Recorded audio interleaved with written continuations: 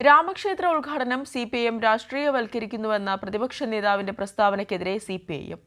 ഹിന്ദുത്വ രാഷ്ട്രീയത്തെ കേരളത്തിലെ കോൺഗ്രസ് സ്വീകരിക്കുന്നതിന്റെ ഭാഗമാണ് പ്രതിപക്ഷ നേതാവിന്റെ പ്രസ്താവന.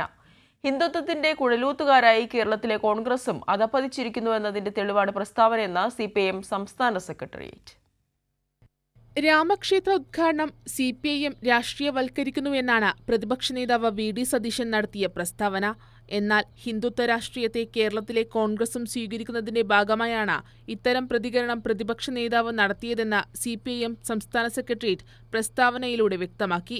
ഇന്ത്യൻ മതേതരത്വത്തിന്റെ കടയ്ക്കലിൽ കത്തിവെച്ച സംഭവമാണ് ബാബരി മസ്ജിദ് വിഷയം. അന്നും കോൺഗ്രസ് നിസ്സംഗത പാലിച്ചു. മുസ്ലിങ്ങൾ ആരാധിച്ചിരുന്ന ഒരു ആരാധനാലയം തകർത്ത് ഹിന്ദുത്വ അജണ്ട നടപ്പിലാക്കിയതിന്റെ ഭാഗമായാണ് ക്ഷേത്ര നിർമ്മാണം നടന്നിട്ടുള്ളത്. മതത്തെ രാഷ്ട്രീയ ആവശ്യത്തിന് ഉപയോഗിക്കുന്നതിന്റെ ഭാഗമായാണ് ഇപ്പോഴത്തെ ഉദ്ഘാടന പരിപാടികൾ സംഘടിപ്പിക്കുന്നത്.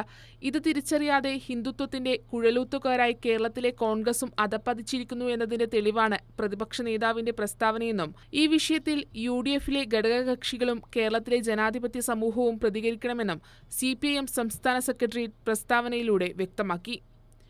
കൈരളി ന്യൂസ്, തിരുവനന്തപുരം.